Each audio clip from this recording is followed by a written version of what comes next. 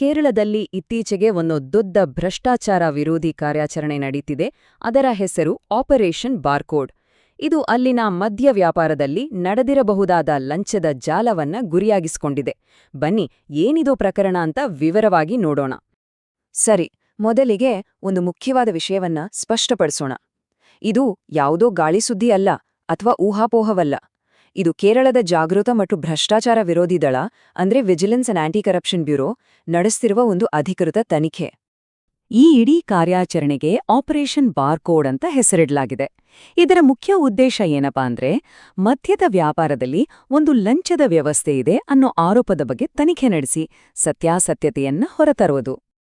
ಈಗ ಈ ಆಪರೇಷನ್ ಎಷ್ಟರ ಮಟ್ಟಿಗೆ ದೊಡ್ಡದಾಗಿತ್ತು, ಅದರ ವ್ಯಾಪ್ತಿ ಹೇಗಿತ್ತು ಅಂತ ನೋಡೋಣ. ಯಾಕಂದ್ರೆ ಇದು ಸಾಮಾನ್ಯ ದಾಳಿಯಲ್ಲ, ಬದಲಿಗೆ ಬಹಳ ಯೋಜಿತವಾಗಿ ನಡೆದ ಕಾರ್ಯಾಚರಣೆ. ಈ ಕಾರ್ಯಾಚರಣೆಯ ಒಂದು ವಿಶೇಷತೆ ಅಂದ್ರೆ, ಒಂದೇ ಸಮಯದಲ್ಲಿ ಹಲವು ಜಿಲ್ಲೆಗಳಲ್ಲಿ ದಾಳಿ ನಡೆದಿದೆ.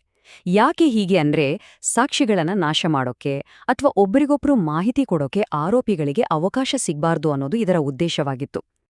ಹಾಗಾದ್ರೆ ಎಲ್ಲೆಲ್ಲಿ ದಾಳಿ ನಡೀತು? ಪರವಾನ್ಗಿರೋ ಬಾರ್ ಹೋಟೆಲ್ಗಳು, ಲಿಕ್ಕರ್ ಮಾರೋ ರಿಟೇಲ್ ಶಾಪ್ಗಳು ಅಷ್ಟೇ ಅಲ್ಲ, ಇದೆಲ್ಲವನ್ನೂ ನಿಯಂತ್ರಿಸಬೇಕಾದ ಅಬ್ಕಾರಿ ಇಲಾಖೆಯ ಕಚೇರಿಗಳ ಮೇಲೂ ದಾಳಿ ನಡೆದಿದೆ.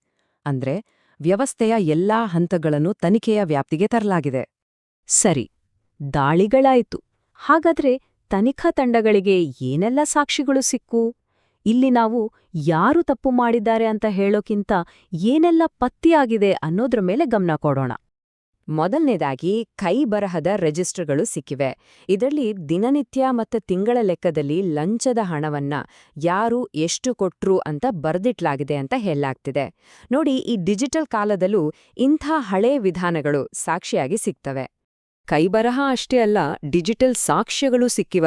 ಅದರಲ್ಲೂ ಮುಖ್ಯವಾಗಿ UPI ಟ್ರಾನ್ಸಾಕ್ಷನ್ ವಿವರಗಳು ಸಿಕ್ಕಿರೋದು ತನಿಖೆಗೆ ದೊಡ್ಡ ಬಲ ಕೊಟ್ಟಿದೆ ಅಂತ ಅಧಿಕಾರಿಗಳು ಹೇಳ್ತಿದ್ದಾರೆ. ಇನ್ನೂ ಒಂದು ಆತಂಕಕಾರಿ ವಿಷಯ ಅಂದ್ರೆ, ತಪಾಸಣಾ ಕಡತಗಳನ್ನೇ ತಿರುಚಿರೋ ಅನುಮಾನ ಇದೆ.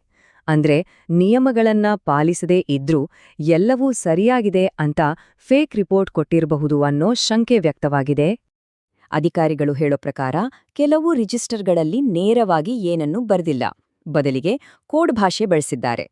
ಈ ಕೋಡ್ಗಳು ಲಂಚದ ಮೊತ್ತ ಮತ್ತೆ ಅದನ್ನ ಪಡೆದವರ ವಿವರಗಳಾಗಿರಬಹುದು ಅಂತ ತನಿಖಾ ತಂಡಗಳು ನಂಬಿವೆ.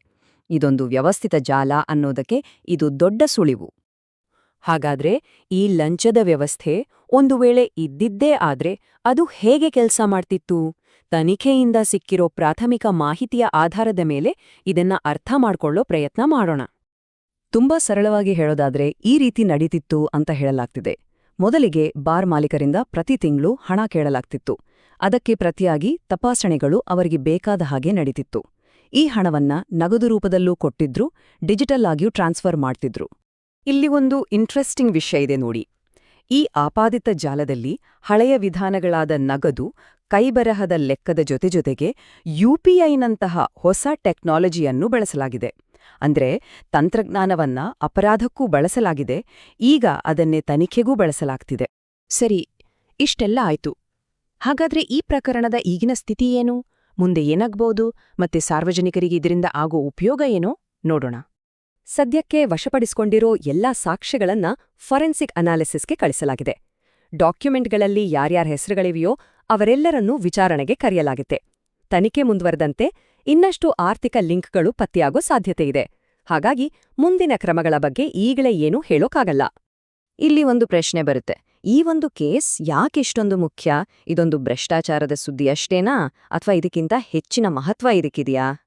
ಖಂಡಿತವಾಗಿಯೂ ಇದೆ. ಮೊದಲನೆಯದಾಗಿ ಇದು ಸರ್ಕಾರಿ ವ್ಯವಸ್ಥೆಗಳಲ್ಲಿ ಜವಾಬ್ದಾರಿಯನ್ನ ಎತ್ತಿಹಿಡಿಯುತ್ತೆ. ಎರಡನೇದಾಗಿ ಇಂಥ ಪ್ರಕರಣಗಳನ್ನ ಪತ್ತೆ ಹಚ್ಚೋಕೆ ಆಧುನಿಕ ತಂತ್ರಜ್ಞಾನವನ್ನ ಹೇಗೆ ಬಳಸಬಹುದು ಅನ್ನೋದಕ್ಕೆ ಇದೊಂದು ಉದಾಹರಣೆ. ಎಲ್ಲಕ್ಕಿಂತ ಮುಖ್ಯವಾಗಿ ನಾಗರಿಕರು ಮತ್ತು ವ್ಯಾಪಾರಿಗಳಿಗೆ ಪಾರದರ್ಶಕತೆ ಎಷ್ಟು ಮುಖ್ಯ ಅನ್ನೋದನ್ನ ಇದು ಮತ್ತೆ ನೆನಪಿಸುತ್ತೆ. ಕೊನೆಯದಾಗಿ ಅಧಿಕಾರಿಗಳು ಜನರಿಗೆ ಒಂದು ಮನವಿ ಮಾಡಿದ್ದಾರೆ. ತಮ್ಮ ಗಮನಕ್ಕೆ ಯಾವುದೇ ಭ್ರಷ್ಟಾಚಾರದ ವಿಷಯ ಬಂದ್ರೆ ದಯವಿಟ್ಟು ಅಧಿಕೃತ ಚಾನೆಲ್ಗಳ ಮೂಲಕ ಅದನ್ನ ವರದಿ ಮಾಡಿ ಅಂತ. ಯಾಕಂದ್ರೆ ಒಂದು ಪಾರದರ್ಶಕ ಸಮಾಜವನ್ನ ಕಟ್ಟೋದು ಕೇವಲ ಅಧಿಕಾರಿಗಳ ಜವಾಬ್ದಾರಿಯಲ್ಲ, ನಮ್ಮೆಲ್ಲರ ಜವಾಬ್ದಾರಿಯೂ ಹೌದು. ಈ ಪ್ರಕರಣ ಆ ಜವಾಬ್ದಾರಿಯನ್ನ ನಮ್ಗೆ ನೆನಪಿಸುತ್ತೆ.